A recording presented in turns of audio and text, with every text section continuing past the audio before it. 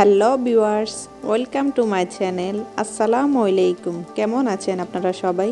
আমরা তো এই তো আপনাদের দোয়ায় এবং আল্লাহর অশেষ রহমতে অনেক ভালো আছি। আজকে আপনাদের মাঝে নিয়ে আসলাম বাচ্চাদের জন্য নুডলস পাকোড়া রেসিপি।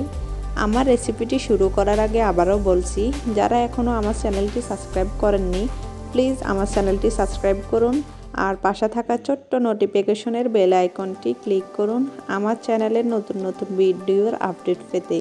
আর যারা আমার চ্যানেলটি সাবস্ক্রাইব করে আমাকে আপন করে নিয়েছেন তাদেরকে আমার পক্ষ থেকে অনেক অনেক ধন্যবাদ। এখানে আমি যেসব উপকরণগুলো নিলাম, এখানে আমি 1 প্যাকেট নুডলস সিদ্ধ করে নিলাম, 1টি ডিম নিলাম, 2 টেবিল চামচ পেঁয়াজ কুচি নিলাম, 1টি নুডলসের মশলা নিলাম, 1 টেবিল চামচ পরিমাণ আমি এখানে বেসন নিলাম। আপনারা চাইলে এখানে বেসনের পরিবর্তে কর্নফ্লাওয়ার অথবা চালের গুঁড়িও নিতে পারেন। আর এখানে আমি সামান্য একটু মরিচ গুঁড়ো দিলাম। আপনারা চাইলে এখানে মরিচ গুঁড়োর বদলে কাঁচা মরিচও দিতে পারেন। আর স্বাদ অনুযায়ী লবণ।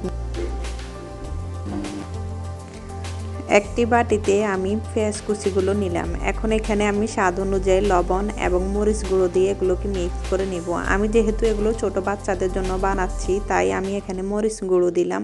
আপনারা চাইলে এগুলো বড়দের জন্য যদি বানান তাহলে আপনারা এখানে কাঁচা মরিচও দিতে পারেন।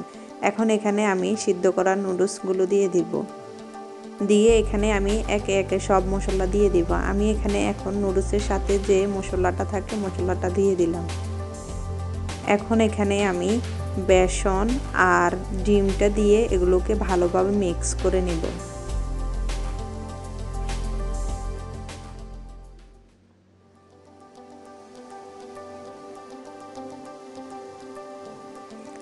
আমার সব কিছু মিক্স করা হয়ে গেছে। এখন এগুলোকে আমি ভেজে নেব।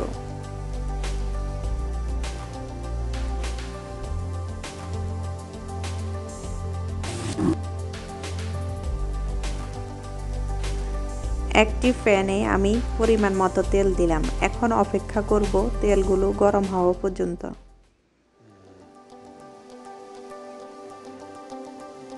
তেলগুলো গরম হয়ে গেছে। এখন এখানে আমি যে নুডলসের মিশ্রণটি রেখেছি এগুলো দিয়ে দিব।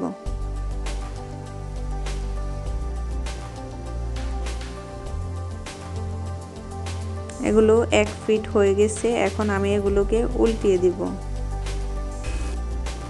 এবার অপেক্ষা করব এগুলো ব্রাউন কালার হওয়া পর্যন্ত।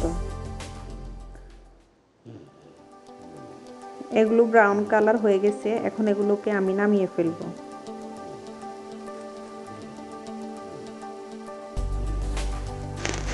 তৈরি হয়ে গেল বাচ্চাদের জন্য ভীষণ মজাদার নুডলস পাকোড়া রেসিপিটি। এই রেসিপিটি আপনারা ঘরে ছোট বড় সবাই খেতে পারবেন। ভীষণ মজাদার এই নুডলস পাকোড়া রেসিপিটি।